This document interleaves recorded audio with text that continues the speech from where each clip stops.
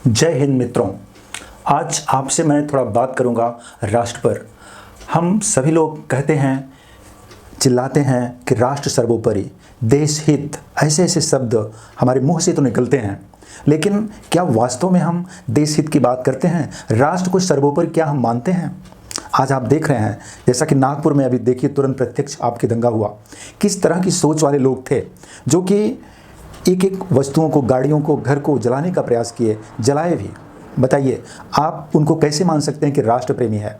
राष्ट्र प्रेम का मतलब होता है कि हम राष्ट्र के जन जन लोगों से प्रेम करें, राष्ट्र की एक एक वस्तुओं से प्रेम करें।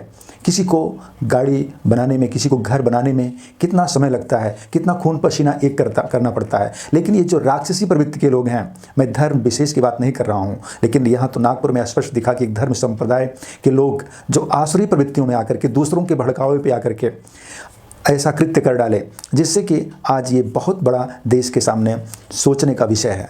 और इसमें सरकार की जो भूमिका है सो तो है, लेकिन एक एक सज्जन, एक एक राष्ट्र प्रेमी को इस पर चिंतन करने की आवश्यकता है, क्योंकि सरकार तब तक कुछ नहीं कर सकती है जब तक जन चेतना जागृत नहीं होगी। हम सोचते हैं कि सरकार ही सब कुछ कर दे, सरकार ही मेरे घर की सुरक्षा करे, सरकार हमारी अस्मिता की सुरक्षा करे, सरकार हमारी गाड़ी की सुरक्षा करे, सरकार हमारी भूमि की सुरक्षा करे। तो ये सब संभव नहीं है। हमें उठ खड़ा होना पड़ेगा। अगर ऐसी आसुरी शक्तियाँ सर उठा रही हैं कहीं भी, तो उनको कुचलना होगा, तभी हमारा राष्ट्र प्रेम कहलाएगा। भाइयों, देश हित, देश राष्ट्र प्रेम की बात करने वालों, आप किसी भी धर्म संप्रदाय से हों, हिंदू हो, मुस्लिम हो, भारत एक संप्रभुता संपन्न राष्ट्र है जहाँ पर नियम है, कानून है। ऐसा नहीं कि आप किसी की गाड़ी फूंक दें, किसी की दुकान में आग लगा दें, कुछ भी कर दें, जो आ जाए मन में कर दें। ये सब केवल विकृत मानसिकता का परिणाम है। ये आप किसी के बहकावे में आकर के ऐसा कर बैठते हैं। अब आपको उसका परिणाम आपको भुगतना होगा। जो भी इसमें इन्वॉल्व होंगे, उनके घर वालों को इसका परिणाम भुगतना होगा, उनको जेल में सड़ना होगा, उनके खिलाफ तमाम दंडात्मक कार्रवाई होगी। लेकिन जरा सा हो सकता है कि आपको पैसे का लालच दिया गया हो सकता है कि आपकी भावनाएं किसी शब्दों से आहत हुई हो, उसके लिए कोर्ट है, नियम है, कानून है, आप उसका सहारा लीजिए। किसी के बहकावे में आकर के, मैं हिंदू मुस्लिम नहीं कर रहा हूँ, किसी भी धर्म जाति के लिए मैं नहीं कर रहा हूँ। आप अपने अंदर इंसानियत लाइए। सबसे बड़ी चीज़ है इंसानियत। सबसे बड़ा धर्म है मानव धर्म। एक मानव, एक सज्जन प्रवृत्ति का व्यक्ति ऐसा नहीं कर सकता है जैसा कि नागपुर में किया गया, जैसा कि संभल में किया गया।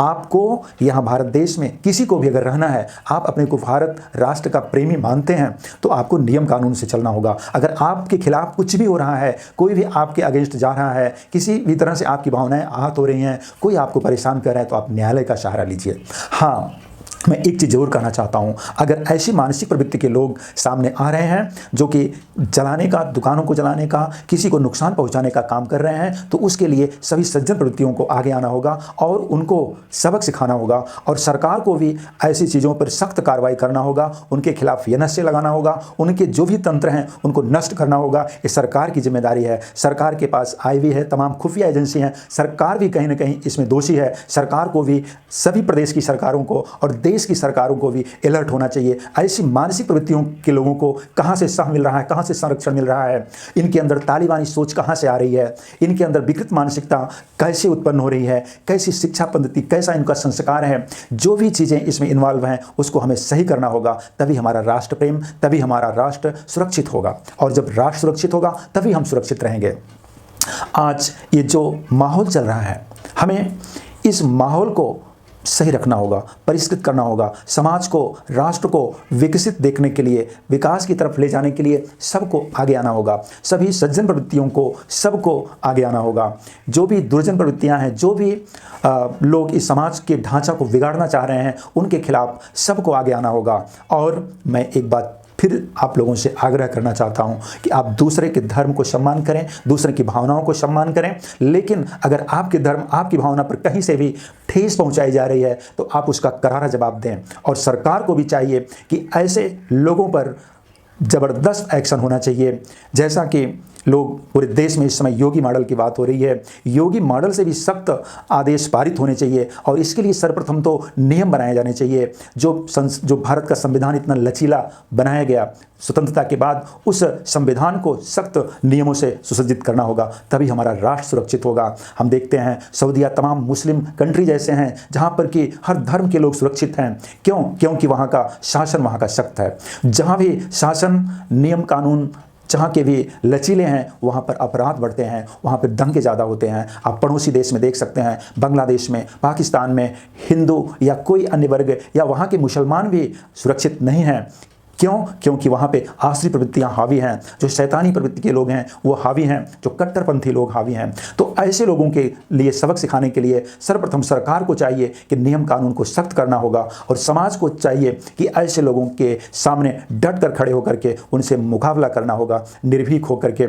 अगर आप उनके सामने आएंगे तो ऐसे लोग बहुत डरपोक होते हैं, बहुत बुज़दिल होते हैं। वो केवल क्षण भर के लिए अपना दिखाने के लिए उत्साह में आकर के कुछ कर बैठते हैं, लेकिन किसी के सामने टिक नहीं सकते हैं। अगर आज नागपुर में हिंदू भी निकल पड़ा होता सड़क पर तो क्या से क्या हो सकता था। जो वहाँ पे मुस्लिम 10% बचे हैं उनका नामो निशान नहीं रहता। लेकिन हिंदू की उदार प्रवृत्ति ही सबको संरक्षण दे रही है। लेकिन संरक्षण देना अच्छी बात है, लेकिन संरक्षण उसी को देना चाहिए जो कि आपको संरक्षण दे, आपकी भावनाओं की कद्र करे। जो आपके अगेंस्ट जा रहा हो, सांप को कुचलना, सांप को समय से मार देना ही ठीक है। इसलिए हम सभी से आग्रह करते हैं कि कहीं भी आपके आसपास अगर इस तरह की भावना के लोग हैं, दुर्भावना के ग्रसित लोग हैं, तो उनको आप अपने से दूर रखें और उनके खिलाफ समय से कार्रवाई हो। शासन प्रशासन को इंगित करें। जो तंत्र फेल्यूर हुआ है, जो एक योजना के तहत संभल में और जगह जगह नागपुर जैसी घटनाएं जो घट रही हैं, इसमें समाज के साथ साथ सरकार भी दोषी है। सभी को इसके खिलाफ, इसके अगेंस्ट में काम करना होगा, तभी यह भारत सुरक्षित रहेगा, तभी राष्ट्र सुरक्षित रहेगा, तभी यहाँ पर हम सभी लोग सुरक्षित रहेंगे। आज इस वीडियो में बस इतना ही। जय हिंद, जय भारत।